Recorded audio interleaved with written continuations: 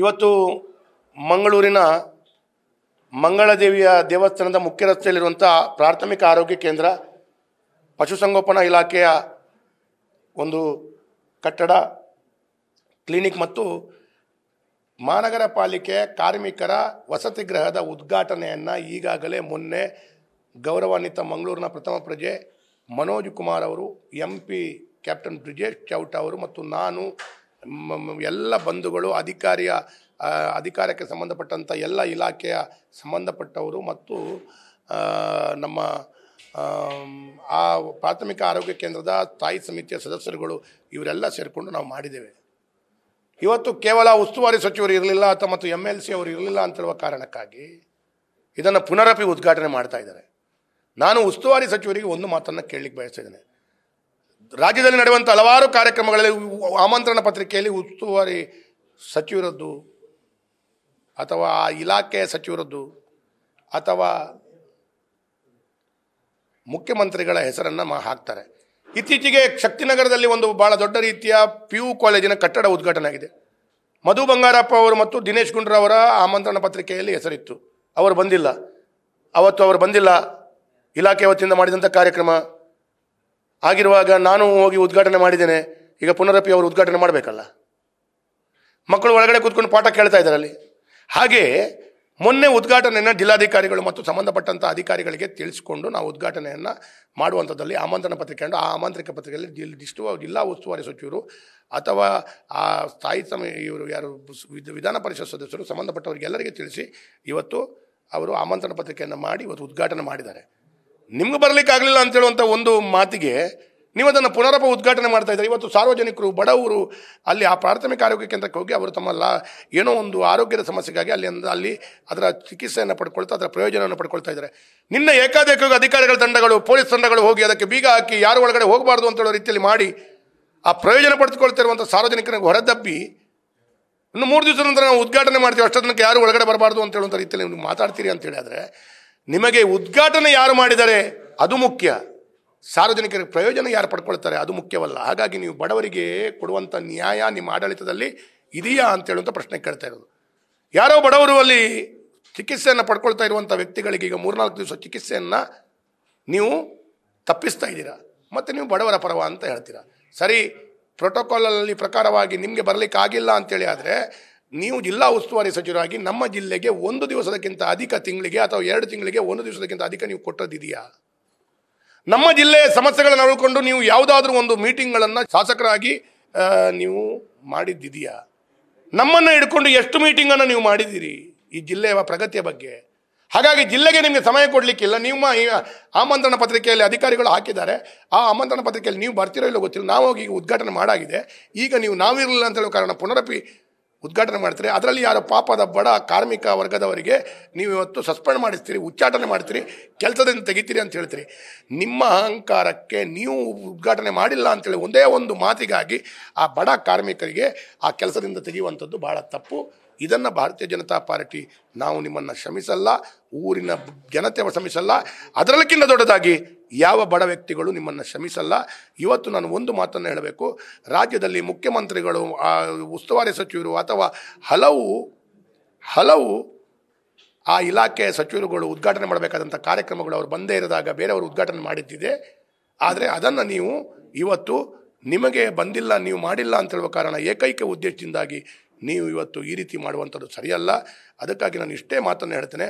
ಇವತ್ತು ಸ್ವತಂತ್ರೋತ್ಸವಕ್ಕೆ ಮುಖ್ಯಮಂತ್ರಿಗಳು ಬಂದಿಲ್ಲ, ಉಸ್ತುವಾರಿ ಸಚಿವರು ಬಂದಿಲ್ಲ, ಇಲ್ಲ ಆ ಉಸ್ತುವಾರಿ ಸಚಿವರಿಗೆ ಏನಾದರೂ ಸಮಸ್ಯೆಗಳಿದ್ದಾಗ, ಆರೋಗ್ಯದ ಸಮಸ್ಯೆ ಇದ್ದರೆ ಬಂದಿಲ್ಲ ಅಂತ ಹೇಳುವಾಗ ಪುನರಪಿ ಸ್ವತಂತ್ರೋತ್ಸವವನ್ನು 2ನೇ ಸಲ ಇಡ್ಲಿಕ್ಕೆ ಬರಲ್ಲ.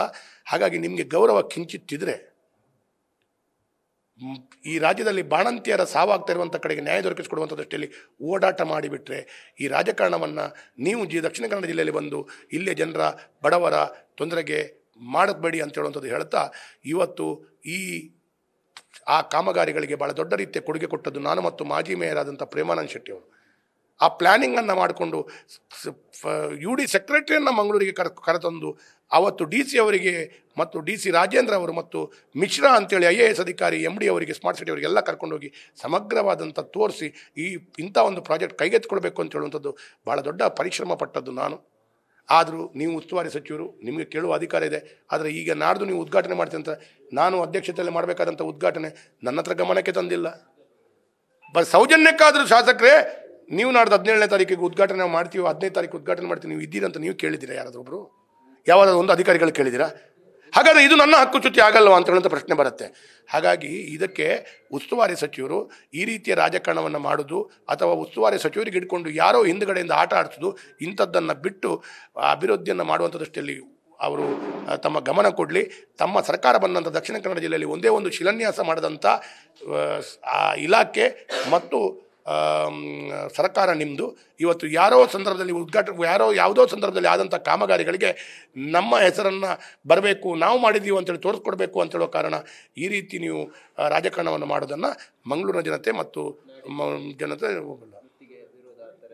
ಅದು ಮುಂದಿನ ದಿನಗಳಲ್ಲಿ ನಾವು ಪಕ್ಷವಾಗಿ ತೀರ್ಮಾನ ಮಾಡ್ತೇವೆ. ಹೌದು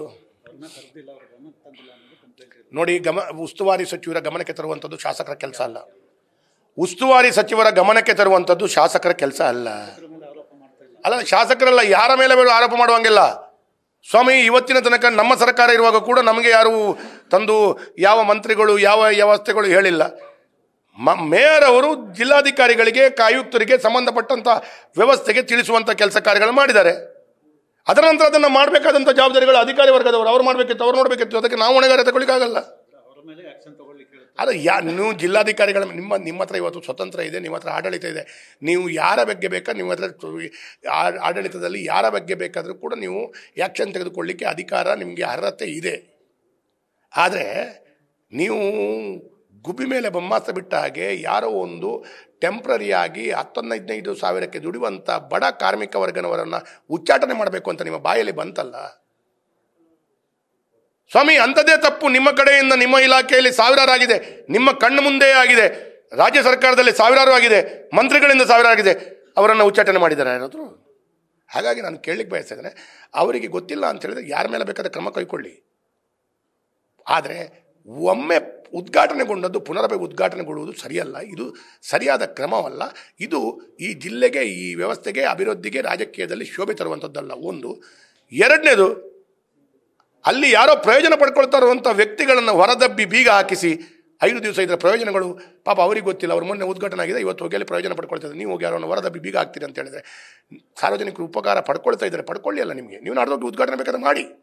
ಪ್ರಯೋಜನ ಪಡುವಂಥ ವ್ಯಕ್ತಿಗಳನ್ನು ಹೊರದಬ್ಬುವುದು ಯಾಕೆ, ಇವತ್ತು ಬೀಗ ಹಾಕುವುದು ಯಾಕೆ? ಕಳೆದ ಬಾರಿ ಪ್ರೋಟೋಕಾಲ್ ಅನ್ನು ಪಾಲಿಸಿಲ್ಲ ಅಂತ ಹೇಳಿ ನೀವೇ ಜಿಲ್ಲಾಧಿಕಾರಿ ಕಚೇರಿ ಮುಂದೆ ಪ್ರತಿಭಟನೆ ಮಾಡಿದ್ರಿ. ಯಾವುದು? ಮೂಡುಬಿದ್ರೆ ಶಾಸಕರು ಸರಿ ಇದೆ. ಈಗ ಇವರು ಕೂಡ ಅದೇ ಹೇಳುದು, ಇಲ್ಲಿ ಪ್ರೋಟೋಕಾಲ್ ಅನ್ನು ಪಾಲಿಸಿಲ್ಲ ಅಂತ ಹೇಳಿ. ನಾನು ಒಂದು ಮಾತನ್ನು ಹೇಳ್ತೇನೆ ಕೇಳಿ. ಇವತ್ತು ಈಗಲೂ ಪ್ರೋಟೋಕಾಲ್ ಅನ್ನು ಪಾಲಿಸಿಲ್ಲ. ಈಗ ಅವರು ಉದ್ಘಾಟನೆ ಮಾಡ್ತಾ ಇದ್ದಾರೆ, ಎಲ್ಲಿ ಪ್ರೋಟೋಕಾಲ್ ಅನ್ನು ಪಾಲಿಸಿಲ್ಲ? ನನಗೆ ಗೊತ್ತೇ ಇಲ್ಲ. ನಾನೇ ಕ್ಷೇತ್ರದ ಶಾಸಕ, ನನ್ನ ಜವಾಬ್ದಾರಿಯಲ್ಲೇ ಅಭಿವೃದ್ಧಿ ಅದನ್ನು ಕೈಗೊಂಡಿದ್ದು, ನಾನೇ ಈ ಹಿಂದಿನ ಅವಧಿಯಲ್ಲೇ ಮಾಡಿದ್ದು. ಅವಾಗ ದಿನೇಶ್ ಗುಂಡೂರಾವ್ ಅವರು ಏನು ಇಲ್ಲಿ ಇರಲಿಲ್ಲ, ಐವನ್ ಅವರು MLC ಆಗಿರಲಿಲ್ಲ, ಇನ್ಯಾರೋ ಏನಾಗಿರಲಿಲ್ಲ.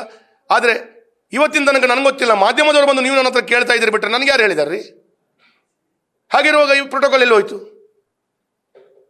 ನೀವು ನಿಮಗೆ ಹೇಳಿಲ್ಲ ಅಂತ ಹೇಳುವಂಥ ಪ್ರೋಟೋಕಾಲ್ ಭಾಳ ದೊಡ್ಡದು ಅಂತ ಹೇಳುವಂಥದ್ದು ಇವತ್ತು ನೀವು ಬಿಂಬಿಸ್ತಾ ಇದ್ದಾರೆ. ಆದರೆ ನನಗೆ ಹೇಳಿಲ್ಲ ಪ್ರೋಟೋಕಾಲ್ನಲ್ಲಿ. ಈಗ ನೀವು ಜಿಲ್ಲಾ ಉಸ್ತುವಾರಿ ಸಚಿವರು ನಾಡ್ದು ಮಾಡುವಂಥ ಉದ್ಘಾಟನೆ ನನಗೂ ಹೇಳಿಲ್ಲಲ್ಲ. ಈಗ ಹಾಗಿರುವಾಗ ನನ್ನ ದುಃಖವನ್ನು ಈಗ ನನಗೂ ಆಗುವಂಥದ್ದು ಹಕ್ಕುಚ್ಯುತಿ ಅಲ್ವ? ಅದಾಗಾದರೆ ನನಗೂ ಆಗುವಂಥದ್ದು ಅಗೌರವ ಅಲ್ವ? ನಿಮಗೆ ಆದರೆ ಅಗೌರವ, ನನಗಾದರೆ ಅಗೌರವ ಅಲ್ವಲ್ಲ?